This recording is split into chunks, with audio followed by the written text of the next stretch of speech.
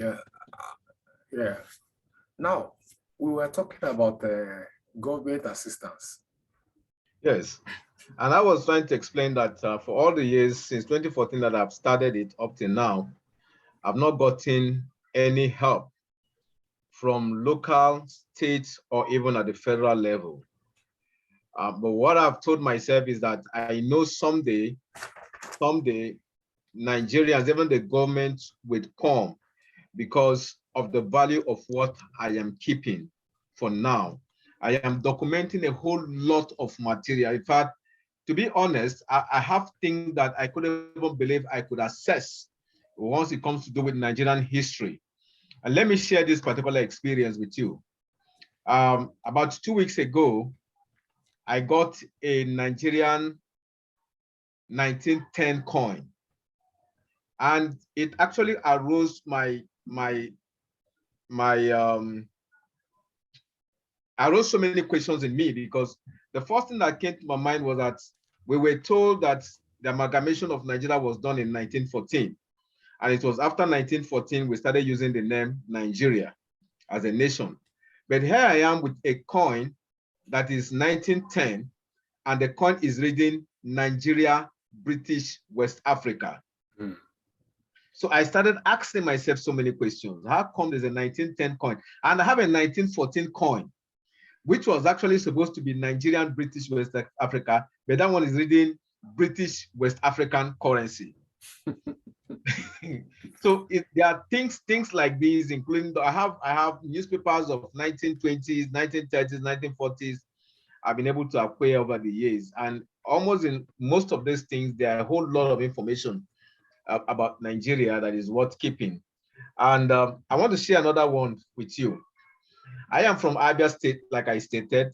I married from Ogun State, and as of when we were getting married, I didn't have the slightest idea that there was a relationship somewhere between the two families. But I ran into this 1932 newspaper, and I discovered in that newspaper that my grandfather-in-law and my own grandfather were friends in 1932. They belonged to the same club in Enugu. That's the power of history. I'm telling you the truth. And I went further. The moment I saw that, it gingered my interest. I went further to discover that they were both living on the same street. Really? And 3 houses apart. And we never had an idea about this when we started dating until when we got married. In fact, I just discovered this last 2 years. So this is just the beauty of documenting history. Mm-hmm. Maybe if our grandfathers had kept historical items like this, it would have been easier for us, even when we started dating, to believe that somehow we have met in some other life beyond now and we're meeting again. So for now, no help, not from anybody. And you must be a rich man. No, I am not. I am not rich in the Nigerian definition of the word rich. For example, I don't own a car. And each time I said, my friends would tell me, stop telling people that. But I said, but that is the reality of life. Mm. In Nigeria, for you to be rich means you should have to own a car, probably a big Jeep that you can drive around. I don't own a car. I would rather use the fund that I have to buy a car, to buy books and put in my library, or buy books to dash out, or buy items that I want to put in the museum that can tell our story when tomorrow comes. I'm not surprised anyway, because the richest man in the world, Elon Musk, yes, doesn't have a house. I want to believe that too. Oh no, I mean you can Google it. He doesn't have a house. Amazing. Oh, okay, but then he's still the richest man. Of course he is. History, libraries. The thing is that, okay, let me ask you this question. Okay. What do you feel about the fact that history is being disemphasized in Nigerian schools? Okay, it was actually like that until about 2 years ago. Okay. President Muhammadu Buhari, 2 years ago, gave orders that history should be returned back to our schools. And in fact, he went further to set up a committee where he made the vice president to be the head of that committee for the return of history in our school. But before then, I must say, it is quite pathetic that a country as large as Nigeria, being the largest Black nation in the world, could remove history from its school curriculum. And every day we keep saying that the people without history is a people without vision. If you don't know your history, you actually don't have an idea of where you're going to, because that means you don't know where you're coming from. I just gave you a reference that somehow me and my wife our grandparents were related. Now, what if along the line that something had happened and maybe along the line, both grandparents had crossed over and had each grandmothers, as you know, in a relationship and are giving birth to us? We wouldn't know. We'll just get married to our own brothers and sisters. That's true. And that is why it is very important for us to, in fact, even presently as we talk, a whole lot of Nigerians don't even know the history of their own family. They don't know their family history, which is a very terrible thing. You know, so if we start from that basis, if people get to know their family history, it will go a long way to build Nigeria as a nation. Because that way, we have an idea of what happened, for example, under the regime of Prime Minister Tafawa Balewa and Dr. Nnamdi Azikiwe, when they were running the parliamentary system of government. We have an idea of what happened when General Aguiyi came in as the first military head of state. We have an idea of what killed him in office and how General Yakubu Gowon came in. Now, because we don't know these things, it makes it difficult for us to predict what is going to happen next as a people in a nation. And I am strongly an advocate for the full return of history to our educational sector. Yeah. Now, like you said, there's no government support. None at all. So what exactly do you need? I mean, yeah, for now, well, you jokingly said I am rich, and I said I am not rich. I'm actually not asking people to give me funds.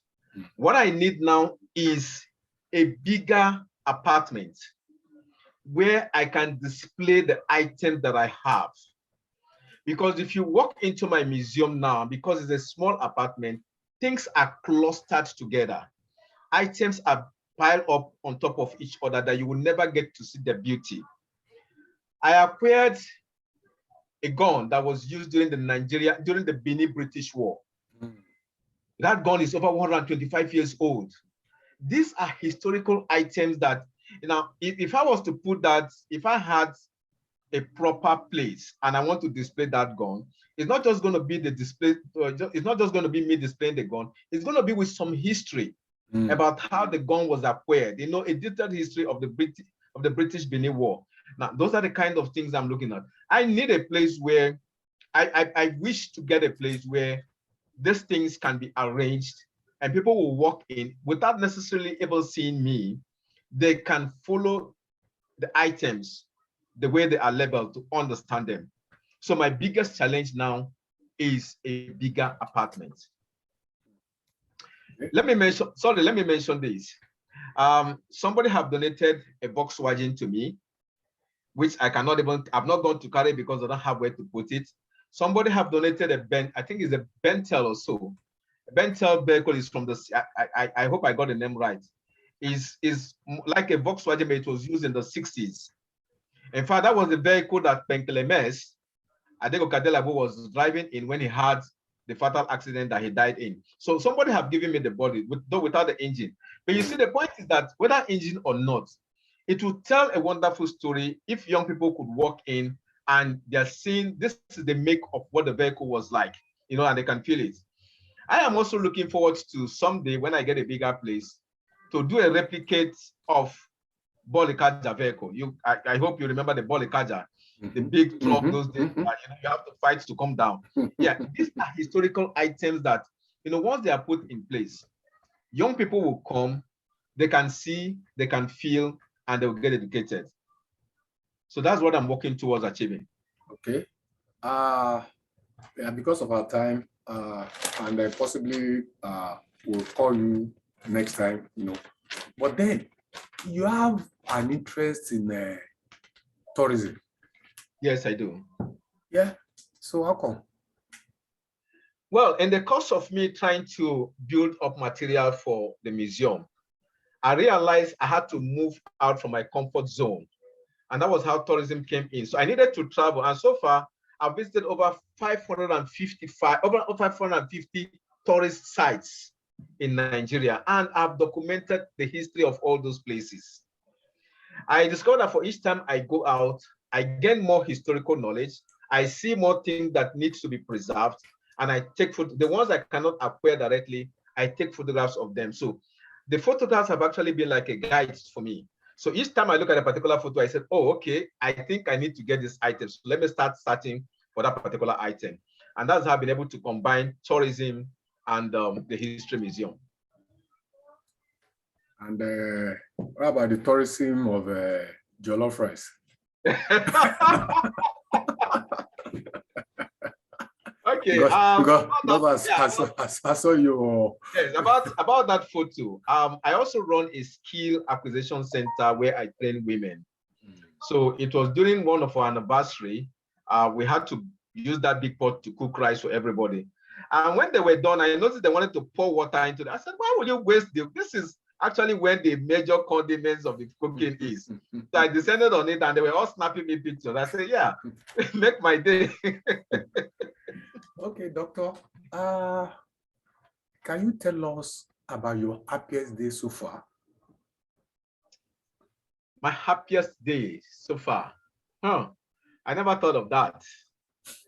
I never thought of that. Let me see if I can recall.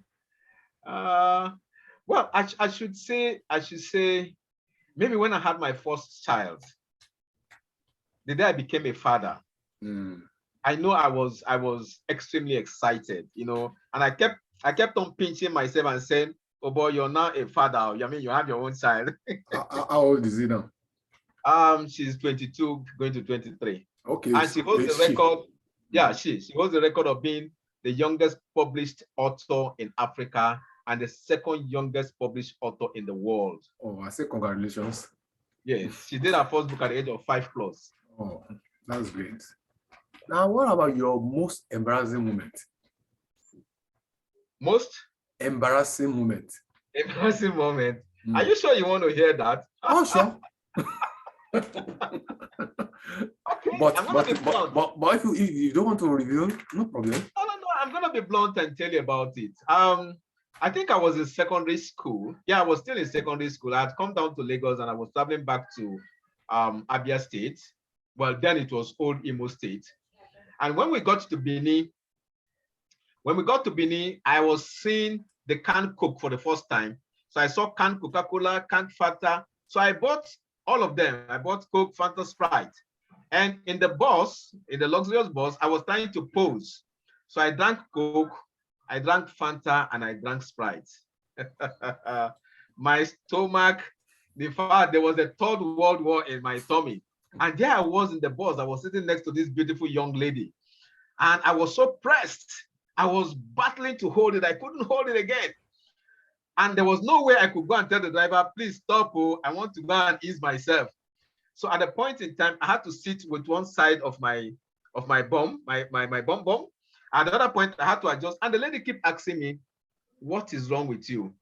And I keep saying no. So eventually, when we got to Were, and the vehicle stopped for a passenger to come down, I dashed down even before the passenger came down. And right there on the major road, I did not even think. The time is not our friend. Oh my God! Okay. I just remove my trouser and I ease myself. Next time we'll